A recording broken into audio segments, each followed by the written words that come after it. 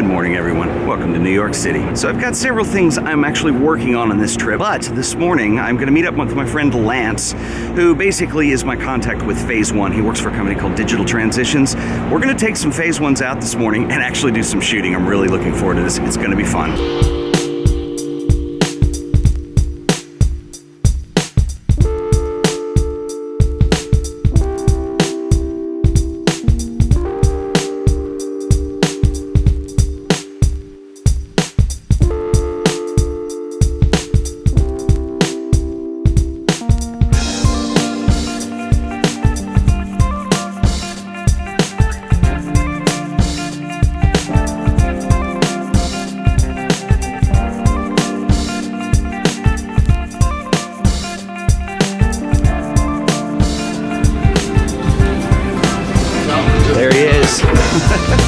This is my buddy Lance.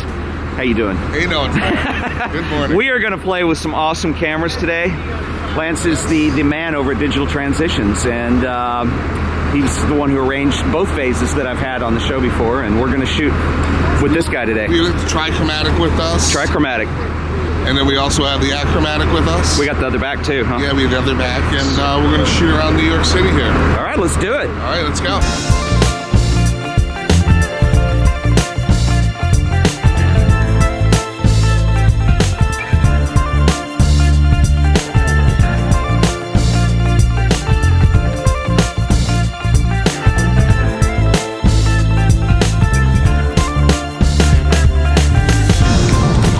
Say we have a 32?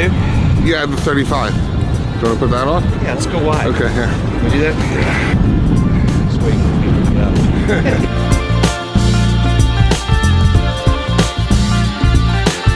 This is the 35. It's pretty cool, man. It's, yeah, in here you want the wide. There you go. Yeah.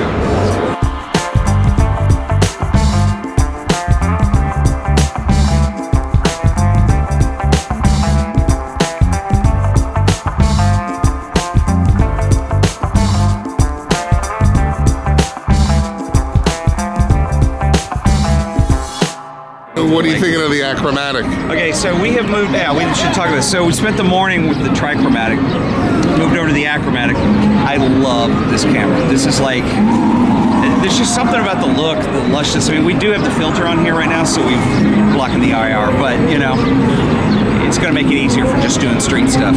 Shooting with, this is the 80 millimeter, the classic medium format, f2.8, 80 millimeter, and Schneider. It's pretty awesome. It's still a little busy. I'm trying to get this guy, and he's all that's in focus, so I'm like wide open here. When you have architectural elements, the keystoning element is so good in Capture One that even though I'm going to be shooting slightly up on this, we'll be able to kind of solve that. I mean, you have 100 megapixels you're working with. So we have plenty of resolution. That's the nice thing about 100 megapixels. You've got change, right? So exactly. Yeah. One of the problems when shooting buildings from ground level is the proximity view when you tilt the lens upward slightly and the buildings appear like they're sort of leaning back. A tilt-shift lens would be the optimal way to correct this, but since we're traveling light, I just did this in post-production.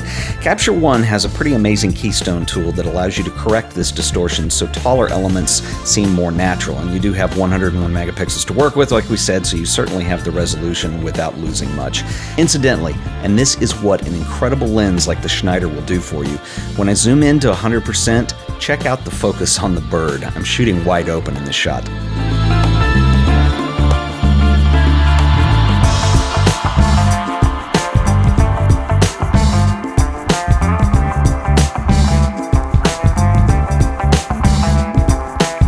What I like about street is like, you kind of have to wait for a moment anyway, so you can kind of get a general idea of what your composition's going to be, lock it down. Zone focus. And then zone focus, yeah, that's basically what you're doing. You're just refocusing. And as long as what your subject is, I mean, it just depends on what you're shooting, of course. Right. But, you know, if it's a hot dog stand or if it's whatever, you know, then you kind of have a grasp on that, or somebody that's sitting, or, you know, it could be kind of cool, actually.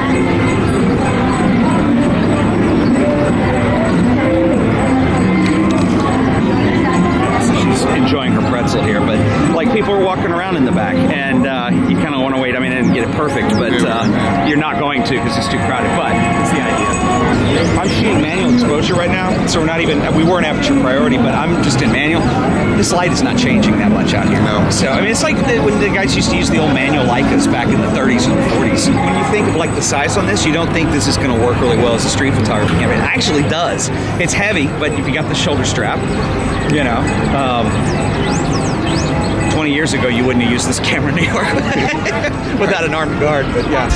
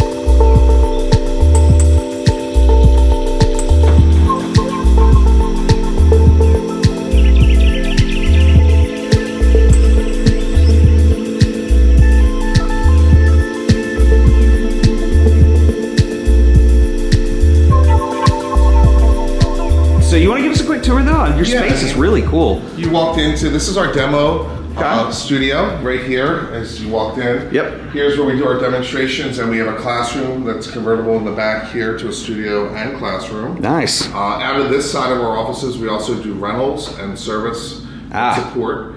In the office, it's right behind you. So you'll have photographers come in on do you have a set day? Like, they're coming in on Tuesday and, hey, I'm renting the gear for the week or the weekend. Correct, and they'll come in and rent it, and what we'll do is we'll spend a little time with them if they'd like to have orientation, or some of them have experience, so they just pick it up and go and drop off for service and support. People call us for appointments. They come in, sit with our technicians, get their sensors cleaned, things like that. Yeah. Other times here and in our LA office, twice a year, we have a digital back tune-up day, it's called, where it's kind of like a spa day for your back. So our customers and clients come in with their digital bags and cameras. We take a look at them, make sure the firmware is up to date, clean the sensors.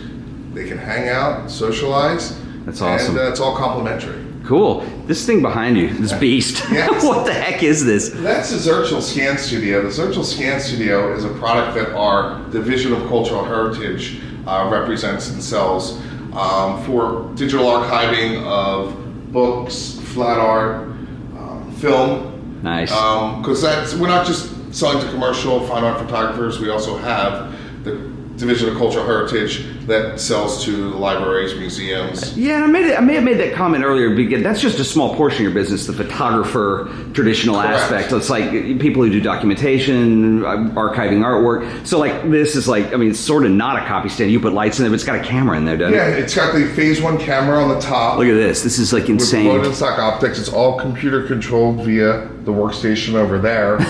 And it's using the Zirtual software, which many institutions have been using for years in an analog sense. So, big question: is this usable for street photography? Would you recommend this? You could probably use it as a tanning bed. Right? The cool thing about it, though, because everything is either controlled via Wi-Fi or RC, I guess, for the lights, is that it's Wi-Fi and then radio frequency for the lights to be able to photo air. So right now, the only cable in here is this tether cable here, but technically, you don't even need that. You can set up without it. But we using Capture One Pilot is the mobile program. Capture One Pilot connects to the digital back via Wi-Fi. And all the lights are just radio controlled from the camera.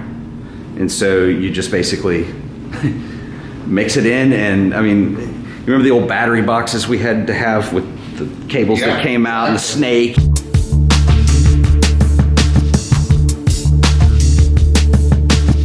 Excuse me, sir. Hello, Lindsay. Hey, what's up, man? What's up? How's it going? Good.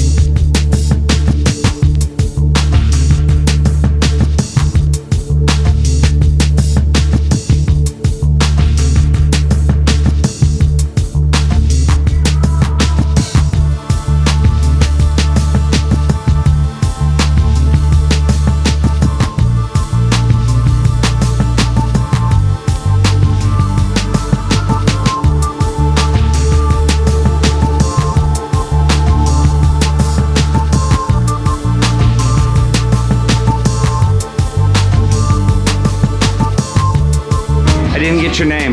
Mary. Mary? You want to be famous? I